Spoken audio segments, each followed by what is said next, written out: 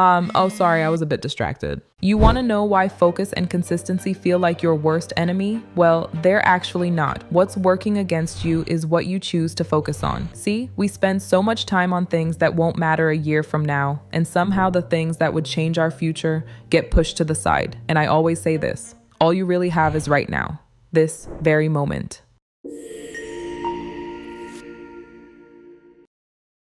So in today's video, I want to break down and talk about why your attention feels scattered and why consistency feels like a chore you never asked for and what you can do today to shift that.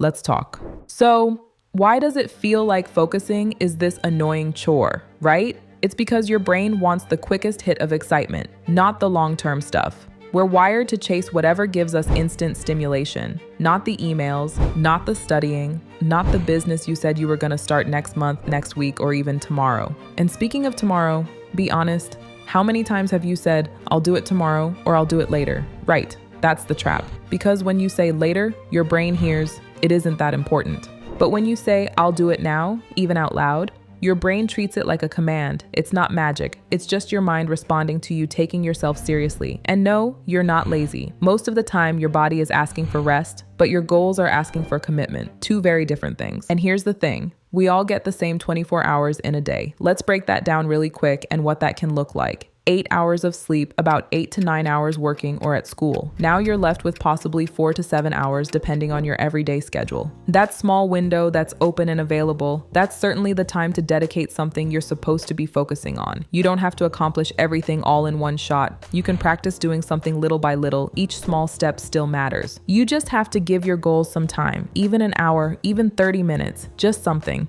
Because the problem is, we overwhelm ourselves thinking life is a race, and it's really not. Your timeline is your timeline. If something takes you 2 years or maybe 5 years, then so be it. What matters is that you don't give in the towel or that you don't quit on you. Okay, if you haven't noticed by now, I like using analogies. So imagine there are 2 bags sitting in front of you, right? Actually, let's try it now. You see these 2 bags. Which one did you notice first? And which one caught your attention longer? Both have a dot on them, but one bag has a really small dot, tiny. You barely notice it, right? And the other bag has a big, bold dot on it. Most people would stare at the big dot because it's easier to see, look at, and give attention to. And it requires 0 effort. But inside that bag, there's nothing. It's empty. However, the smaller dot, that's the bag that actually has something in it. Knowledge, progress, skills, the things that move you forward. But because the dot is small, your brain doesn't naturally gravitate toward it. That's how focus works.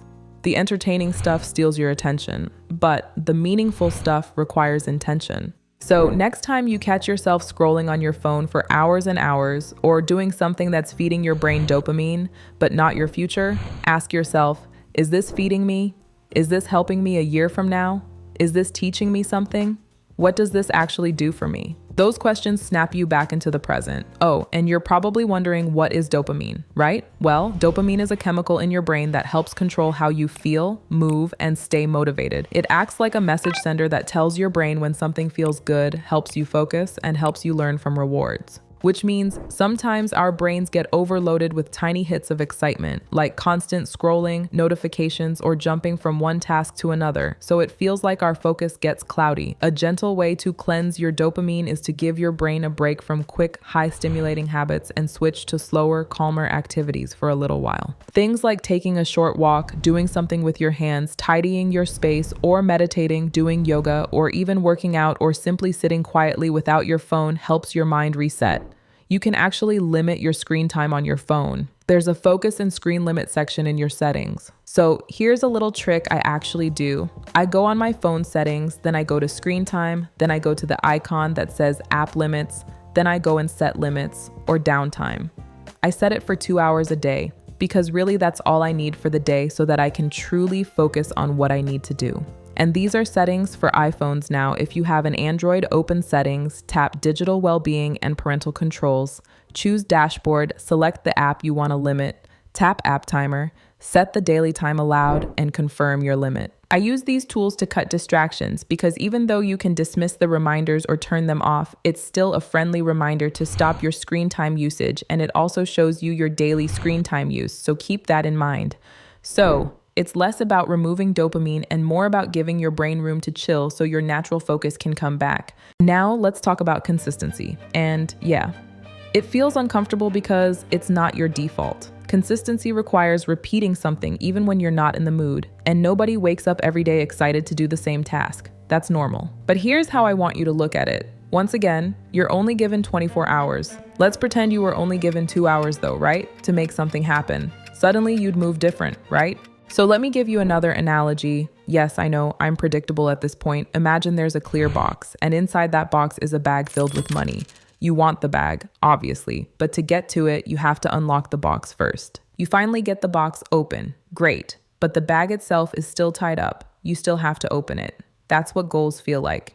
You complete step 1, but there's still another step waiting, and another one, and then another one, and then another after that.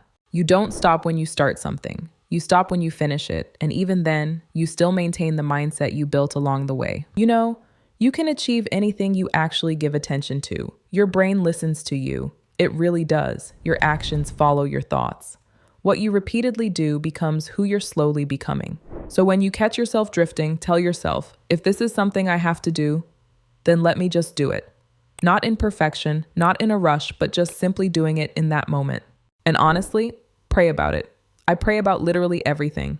Even when I forget to read my Bible sometimes, and I do forget here and there, I remind myself, okay, don't make this a habit, get back on track. Focus, get locked in.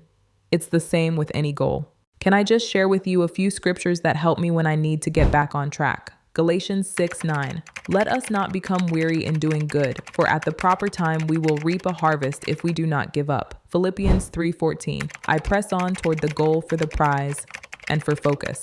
Proverbs 16:3. Commit to the Lord whatever you do, and he will establish your plans. Isaiah 40:31. A reminder that your strength is renewed when your hope is in him.